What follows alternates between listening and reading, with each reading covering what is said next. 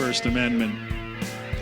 Congress shall make no law respecting an establishment of religion or prohibiting the free exercise thereof, or abridging the freedom of speech, or of the press, or the right of the people peaceably to assemble and to petition the government for a redress of grievances. Welcome back, and it is over. First Amendment, we know, is over. We see that the House went through with their impeachment, which, as we all knew, was going to happen. And now we're 6 days away as of this recording as to the final death blow to the Republic. And I'm still quite amazed on the number of people that are somehow holding out for some insane thing to happen when day after day, almost hour after hour, Western civilization is being systematically dismantled right before our very eyes. And when you have every aspect of the control system that is all pointed at one thing, the destruction of the United States as a sovereign nation, and this new, great reset by the old world order, just, like I said before, you got to jackhammer it into people's heads. Accept it. In some ways it's frustrating, and I'm not going to ramble on too long in this video, but I just wanted to get something on. It's another early morning. I've been up since 5 a.m. I just get up early. It's the way I am. It's what a farmer does. And, in the spring and summer and fall, I'm out tending my garden. There's moments, the moment lights out there. But my stress point that I wanted to make today, or point I'd like to stress, I should say, is that you don't have much time to waste by sitting around hoping for a miracle that's going to save the Republic for which it stood. You just have to. It's time to look at reality. I put up a thing on my soon-to-be-closed Twitter account, a quote from Frank Sinatra, which I'll, post the little thing here, if you can freeze it and read the quote. And then another image I had of a quote from John Lennon too, as well. But the idea is that you just have to wake up to reality, and these, as Lennon said, pig-headed politicians, they're clueless. You have to understand, they were brought up, groomed, in effect, kind of brainwashed in a culture of politics, and they don't really, know more, or you should know more about what's really going on in the world than they do. And they're so insulated. When they talk about the Beltway bubble, and as I said many times, I lived in D.C., Capitol Hill. It really is a bubble.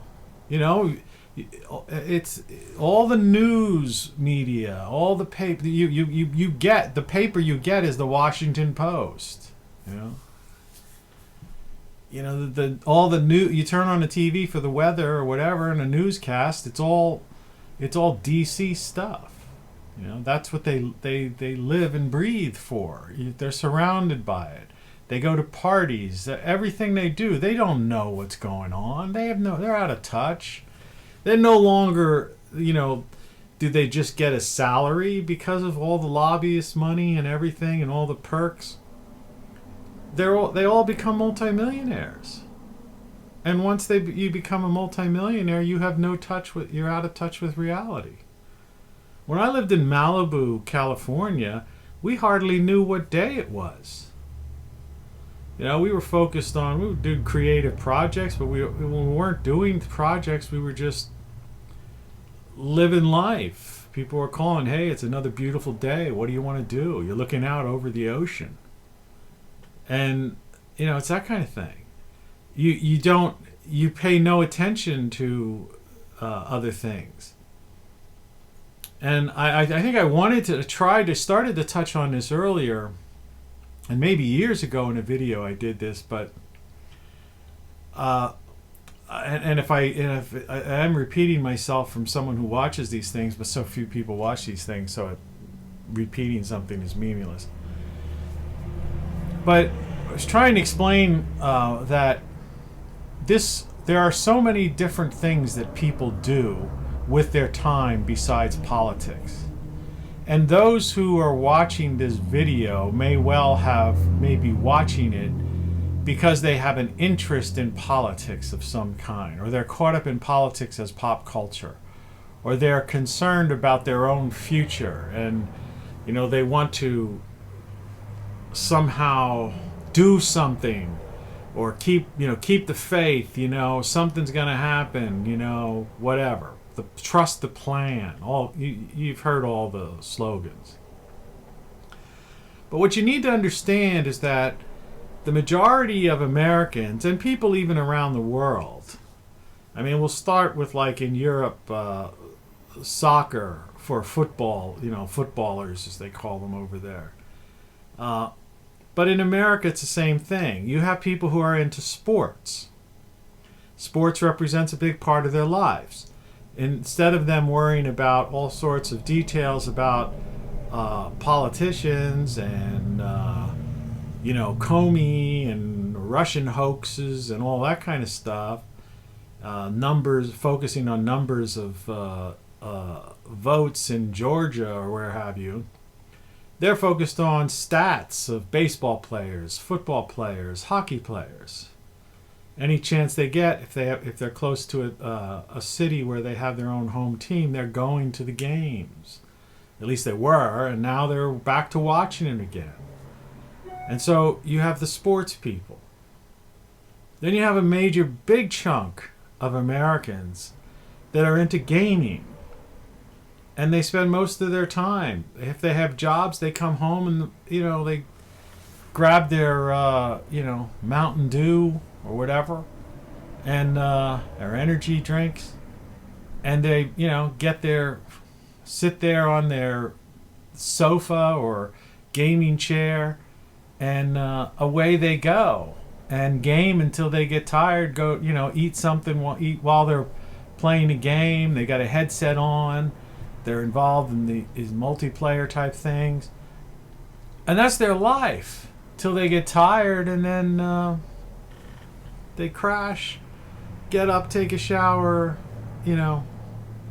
slug down some coffee and go do their job. And if they're not working, they're sitting around doing that stuff almost all day long. They're gamers. And it just goes down the list. People have things to do. There's people who work, healthcare workers, for example, and nurses and whatnot. They think about these things, but they're basically they're involved in something. They work long hours, do a thing. When they come home, they're basically cooking a meal or taking care of a kid, or thinking about going out on a date, or maybe they're just too damn tired and they just watch a movie or a series and go to sleep. This is America. America is not about politics. It's not.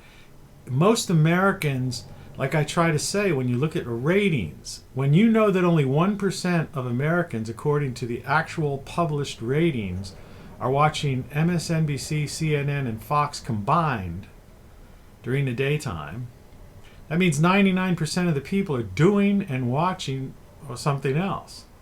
And their alternatives of things to watch are things like a soap opera or just mindless shows. So there are people that do that. There's people that just binge watch. I've got to admit, I'm guilty of doing that myself. I'm currently binge watching The Flash, which is out of all the DC comic characters, to me, it's not that great. I kind of look forward to when they have these other characters come in, like the Arrow will come in for an episode, or Supergirl, or what have you. But that's what people do. They binge watch.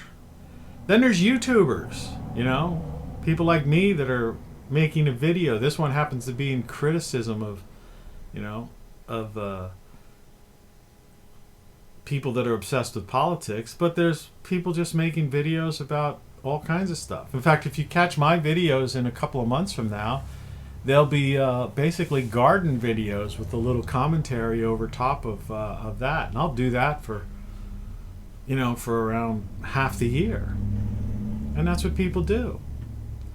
DIY projects and stuff like that.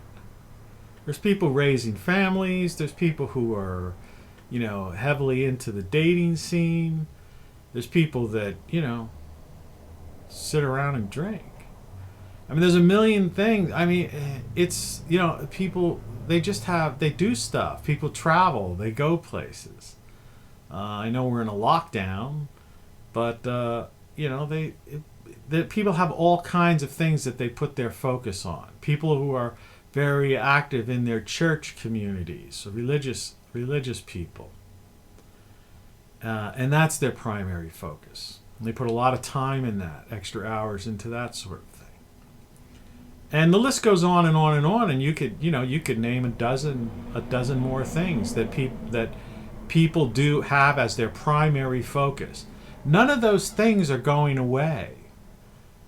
Yes, there's censorship. Yes, they restricted people from going to churches. Yes, they've restricted people from going to concerts, which is another thing. Music. Like for me, music is a big part of my life. So I'm listening to music. This afternoon, that's what I'm going to be doing. I'm going to be kicking back with some beers, listening to some of my music collection, which I keep going through and finding. I have tens of thousands of songs that I've gotten acquired over the years. And it's very enjoyable for me to smoke a cigar, drink a cold beer, and listen to my music in my home bar. Sometimes I have a friend or two come over, and, it's even better yet. But this is what people do, and this is what goes on, and that will go on. So despite the fact that there's been this concerted effort to topple Western civilization and destroy the United States as we know it, and the First Amendment, and the Fourth Amendment, and then eventually the Second Amendment, and all this kind of stuff. Unless you are living in Ferguson, or Portland, or Seattle, or New York City, or D.C. outside of the capital, or one of these major cities where you have mass unrest, or border towns if they loosen up the border, et cetera, et cetera, et cetera. But those places have always been messed up. And as we've seen over the last, last at least decade or two, they've been getting progressively worse. Before any of this stuff happened last year. It's like there's always been, under Obama, there were riots and cities being burned down because somebody was shot by a cop or something like that. This stuff, this isn't new. It's only new to these young people with, cardboard signs on sticks, because they watch when they're watch the media, they're caught up on their little smartphones and just constantly watching this nonsense, and it's like it becomes the center of their life, and so they're out there doing this stuff, and that's both sides of what you would call a political spectrum. These idiots that went into the Capitol, whatever. These are, they're no different than the people that all summer long were burning down America. American cities and killing people and cops and assaulting people and hitting people over the head with bricks and bike locks and smashing windows and looting stores. You know? So, yeah, if you live there, this, I pity you, and yeah, all hell's about to break loose times 10. But all hell is already broken loose there, and it's been loose for many years. But if you're like the hundreds of millions of Americans who don't live in those city centers, those those nests of crime, all right, and unrest, generational radicals, discontent with everything. People who have no lives. They have no. They're unhappy people. They're consumed with hate and anger, right? Well, let all that stuff go. We all get angry. We all sometimes. We all. There's times when we there's certain things that we want to hate something, but you got to let it go and relax, and live your life and live well. Like they say, living well is the best revenge. So the point of the matter is, yeah, the republic is pretty much fallen. It's over. And like all the empires, civilizations that have gone before us, remember the British Empire and Spain, the most recent empires that fell within the past several hundred years. But, back to the ancients, like I said before, Rome, Greece, Egypt, the list goes on. The Mayans, Incas, it's everywhere. There were civilizations in Africa that had achieved a high level of sophistication and culture. And Southeast Asia, India, we could see the ruins, right? The writings have survived. So they have to understand that this is what happened here. We're witnessing. This is a time in history when we're watching, a civilization fall. But what happened? When Rome fell, what did you have? You had unrest, I'm sure, in the major capitals, the major areas where the ruling elite were, because they lost the protection of their armies, their guard. But now you ended up with Italy. Greece is still there. So you have to put yourself and position yourself, which is important, to not only be physically in a place that is as far removed from that as possible. And when I say far removed, I don't mean out in the desert or out in the boondocks or up in the Canadian wilderness like some of these people do. I mean, that's all well and good if you want to do that and use a composting toilet. I mean, But as far as I'm concerned, civilization is plumbing, So, no, you can just live like I do on the outskirts of town. Just don't be in the city centers. I'm in the outskirts of a town. Now, not a major market, but it's a city. It's a bona fide city that has all of the amenities of any city. So, for those who want to participate in things, everything that you have in a major market is available here. And a lot of towns nowadays are like that. That's how this country has evolved. So what I'm trying to do is put a little bit of a positive spin on one of the most horrendous things that's ever happened in our lifetime, and for generations. But you have to remember, imagine what it was like being a Jew in Nazi Germany. Okay? for when that was happening and watching that whole thing happen. And remember, or just being a regular German living, back to back, World War I, World War II. I mean, there were decades there, and then the rebuilding of Europe, or caught up in the Soviet system post World War II. That basically, World War II ended in the 40s, and technically, my screen goes blank because I wasn't using it. Well, but when Stalin basically, I would get my train of thought there, so I had to push some buttons. But so the Soviets, Russia, that whole system, the Soviet Union, from the 40s, it didn't end until like the late 80s. Reagan. And so we're talking about like 40, almost 50 years. So imagine living for 50 years. And of course, prior to that, it wasn't exactly great, but they basically, everyone was wiped out, killed, and in the war. I mean, more Russians died in World War II than Americans and the so-called Allies. And then Stalin killed, 100 million Russians were killed under Stalin, I believe, something like that. And the same with China.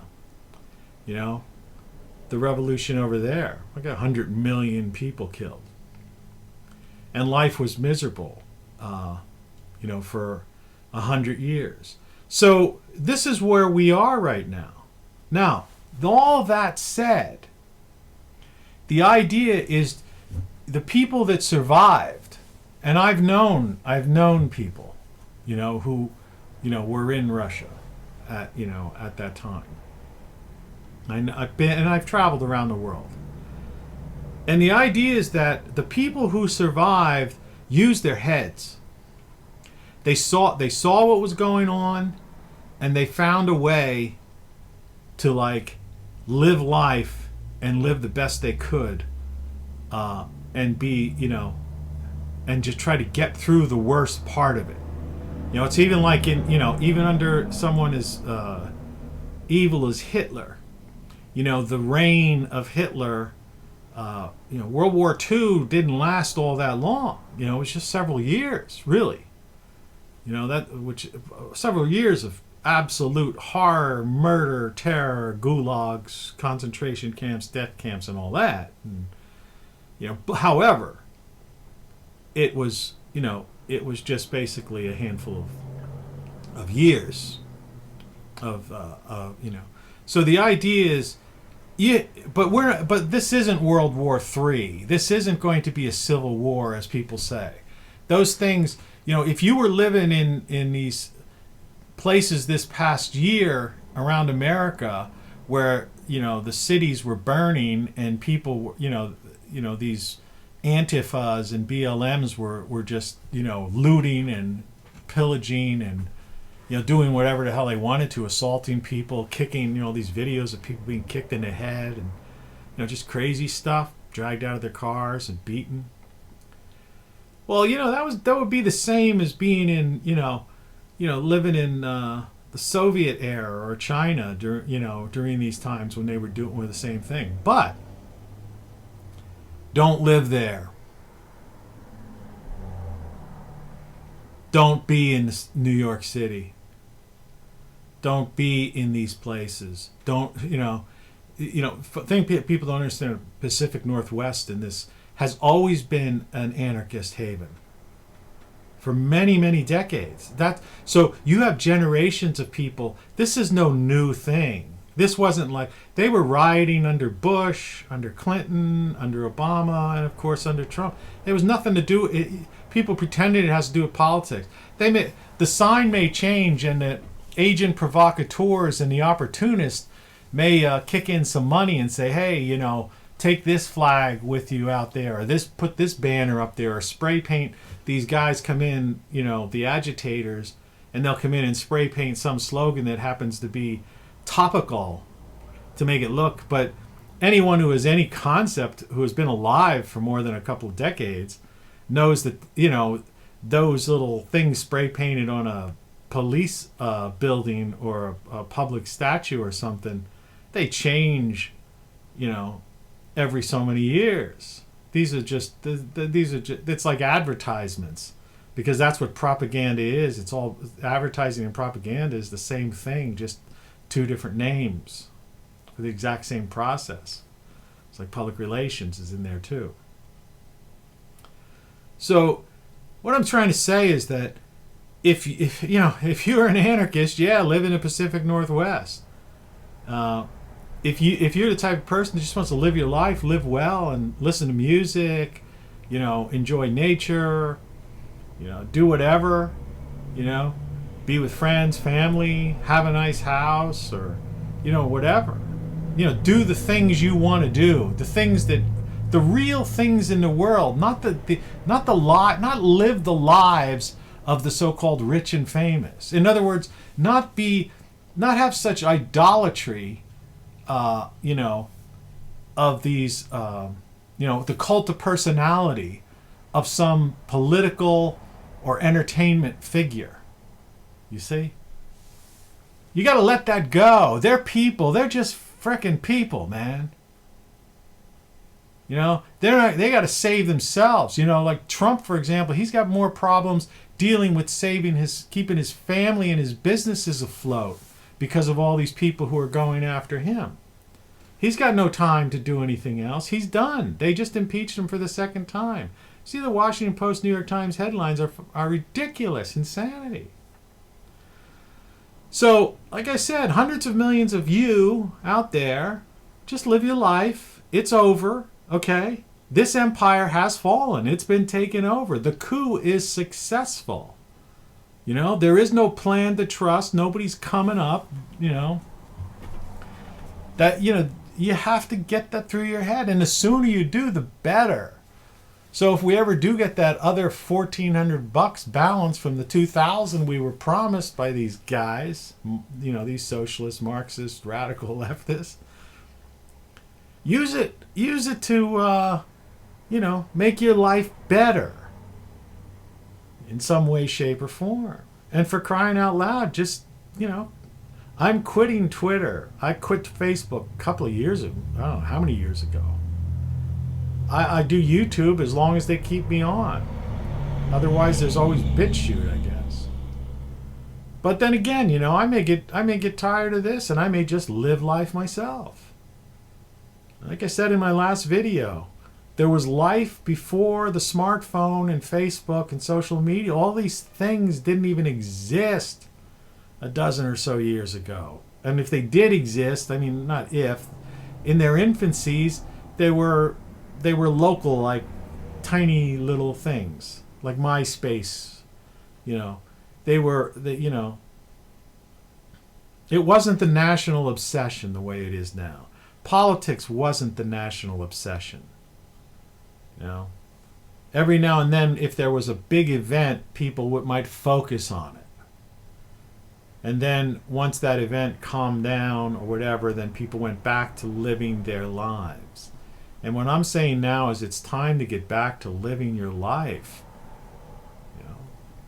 It's only going to destroy you, give you anxiety, get you filled with there is nothing more important for you and your health than to be calm. When they interviewed something like 400 people who lived over the age of 100, and they tried to find what's the secret? Why do these people live so long? Some of these people, 110 years old, 108 years old, right? And they found these people, and some of them had, they all were different. Many were overweight. Some still occasionally smoked a cigarette and drank some scotch. Others ate chocolate every day. All kinds of things like that. Some people, were eating junk food. And so the people doing this study, were baffled at first. But after sifting through all the results and realizing that it wasn't the fact that a person was overweight, or that ate some kind of junk food, or was eating chocolate every day, or occasionally smoked a cigarette, or drank liquor or alcohol, whatever. It wasn't any of those, those things, because they obviously had beaten the system. They lived over 100 years old, and they were still the people. These weren't people they didn't go to nursing homes where they've got people basically warehoused on life support. No, these were people that were living in their own house, who were 100 some years old, right? And they went in there, who were still making their food, going to the bathroom themselves. They weren't in wheelchairs or anything like that. Well, anyway, the one thing that they all had in common was that they said, in fact, many used the exact same word, is that they had calm in their life. And that was the thing. They had calm. I remember there was one old guy who had ice cream every day. Ate ice, that was his big thing. He went, because he liked ice cream, and it was fun. So every day he still drove his car. The guy was 102 or something like that years old. And he got in his car, lived in a simple house. He would get in his car and he would drive to some ice cream, I don't know, forget what it was, some Baskin Robb, I don't remember what it was, but it was some chain when they had these chain ice cream places. And he would go there and get himself an ice cream.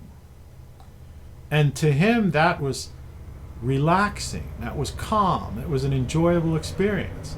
And even though that ice cream is sugar, and the doctors would say, you should be eating broccoli instead of ice cream, the fact of the matter is that guy outlived his doctor. In fact, he outlived two of his doctors. So what I'm saying to you now is that don't let this kill you. All right? Don't let this make your life expectancy reduced. The most important thing in life is the pursuit of happiness. And if there's anything that we could keep from the founding fathers, because everything else they've created is being trampled upon, is those words, life, liberty, and the pursuit of happiness. And the fact is, you have your life right now. And if you're smart enough, you can keep your life. And as far as liberty is concerned, is that, you may not be, you're not going to be going to New York to watch a Broadway play, because that may be, too risky. All right? But you're still free to do pretty much whatever you want if you live in a normal community and in your neighborhood and in among the people you know. But the pursuit of happiness, that's it. So what is it that makes you happy? And if you can't answer that question, there's nothing wrong with that. I always tell people, get a sheet of paper, a full-size sheet of paper, letter-size sheet of paper, and draw a line down the center of that sheet of paper, and put on one side things I like, things I do not like, or things that make me happy, things that don't make me happy, things that are, give me joy, things that anger me or upset me or something. And just sit there at your kitchen table or desk or wherever you may be and write that down on a list, in hand with a pen and paper. Forget the computers and all this technology. Once it goes into a computer, it gets warped. And you're going to be surprised. You don't know. You at the top of your head, you probably got some thoughts in your mind. But I'm telling you, until you see, and then look at that list. What I like, what I don't like. And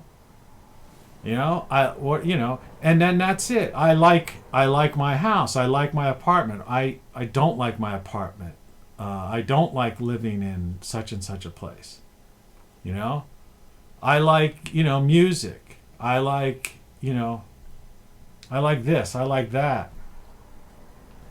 I want to be married. I don't want to be married. I want, this. And what you do is just write this down and work hard at it. Just let your mind free, open your mind, let it just flow right out. Likes and dislikes. And when it's all done, look at it. Maybe go to sleep and the next morning come up and then look at it.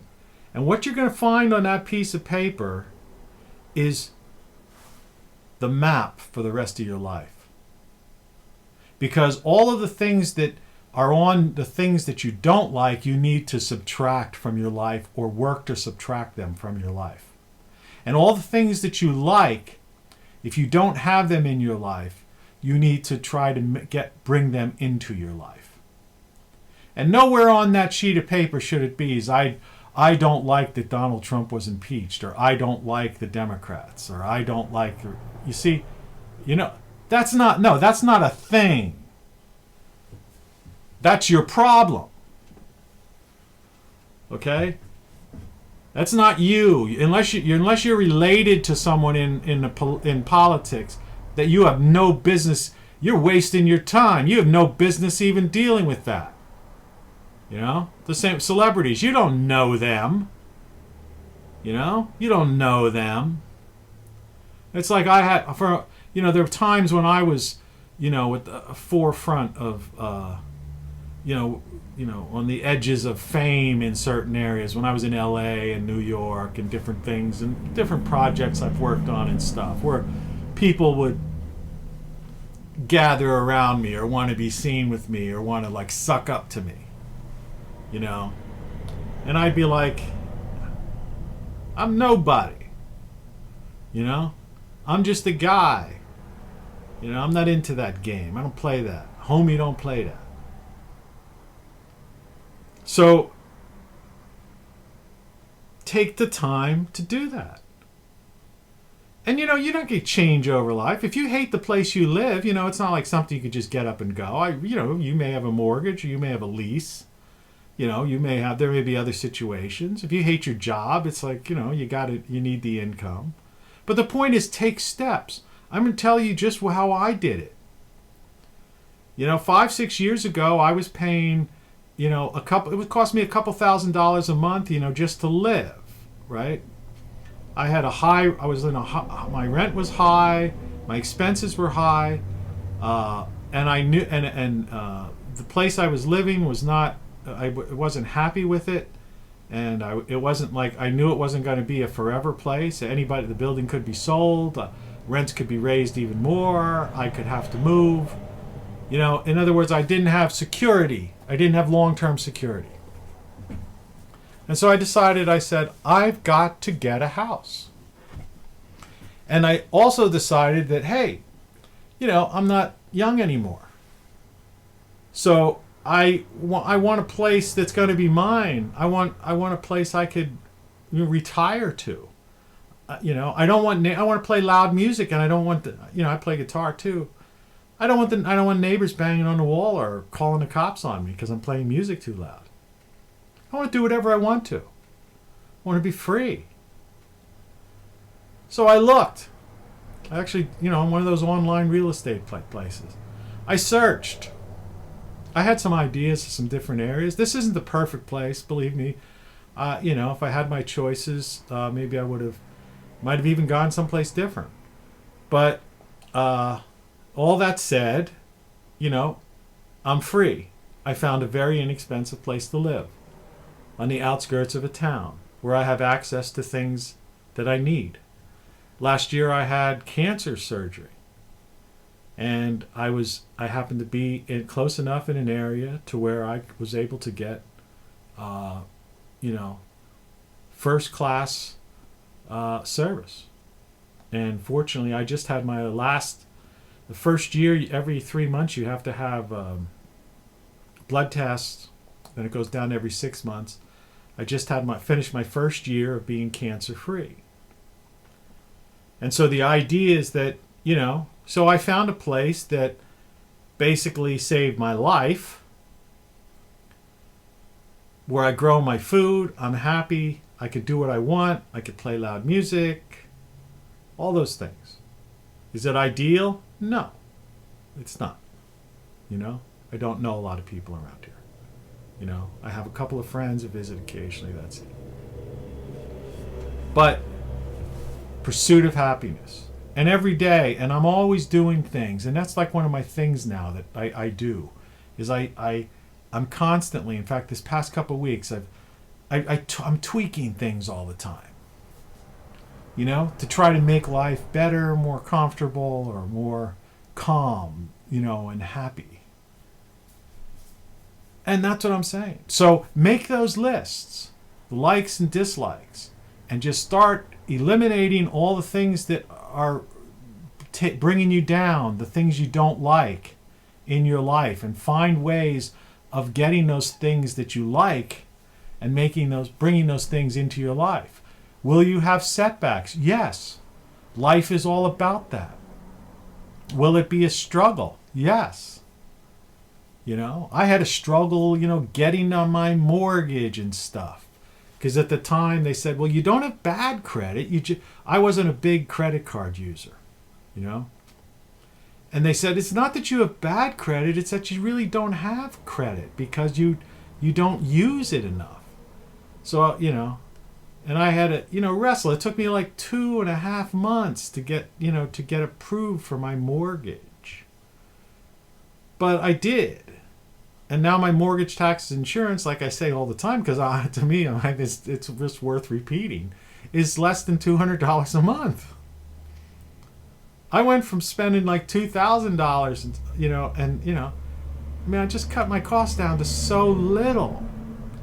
You know, I was sitting at a chair, you know, working all day. I was basically self-employed at that time. I was publishing, doing internet work and publishing a magazine, and some things like that, and I had other projects. I was working on other projects for people, some entertainment projects, just various projects.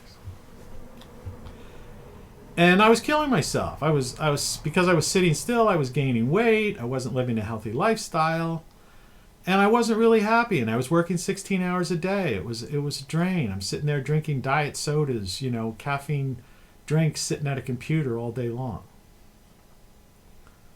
So it took, you know, I had to phase myself out of that, and it took some, you know. And I was, you know, it took some betrayals by people. It took some, you know, business problems, you know, people screwing me over and different things like that. Things will happen. You know, it's not easy. But I got out. I kept my eye on the ball, as they say.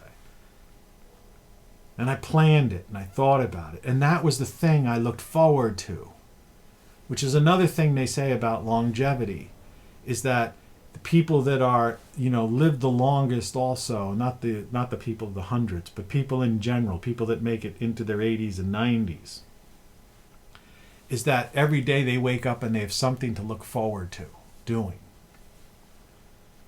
You know, as opposed to people, you know, Twitter, if your life is Twitter and you're just sitting there, oh my God, excuse me. I can't stand this. Look at what such and such said on CNN. Look what they're doing to, you know, my president. It's like, look, I'm upset more than anybody, you know, from a standpoint being kind of a patriotic guy, a patriot, you know, that our Constitution is being trampled on right now, and that the American Republic is basically, there's been a coup, and it's basically falling. And their goal is not only to destroy the United States of America, but to end Western civilization as we know it. Yeah, that's troubling. Okay, it bothers me. But I'm not going to let it destroy me. I'm not going to let it destroy my life. And everything that is being done is going to be initially done in all these major markets. There's 330 some million people in this country. So you can do it. You can live a good life. You can pursue happiness. You just have to set your mind to it. And now's the time to do it, is what I'm saying. Stop wasting your time on twatter and all, and social media and complaining about all these things. This is the time. There's a thing called strategic retreat in I Ching. It's an old Chinese thing. And the idea is that strategic retreat isn't what you would think in the words retreat, as in, you're being defeated and so you're retreating. No, strategic retreat is the idea of pulling back, regrouping, okay? Assessing the situation, assessing your life, your assets.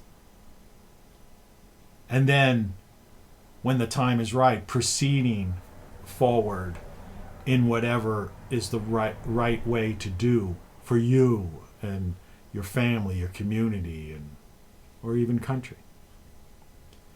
And that's what we need to do. I didn't want this video to run this long, but it did.